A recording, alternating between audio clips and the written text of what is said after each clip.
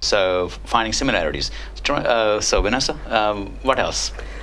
You know, it's a little harder to describe, but the Pakistanis have a very funny sense of humor that I find adorable.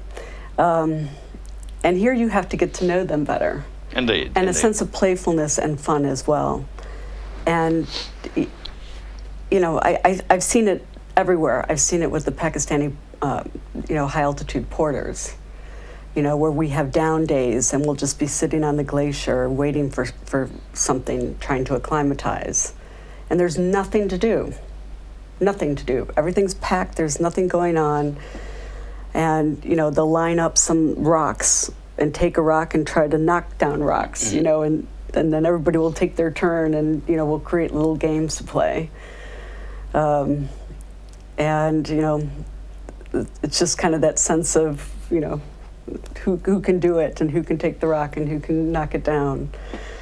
You know, yesterday at the conference, you know, at the women's conference, there was the barrister who was saying, well, you know, have things changed for women? And she said, well, it doesn't really matter. As a barrister, I still have to put on a wig and, you know, a cloak or something. And that just made me laugh. You know, it didn't really matter because her profession still required her to put on some stuff.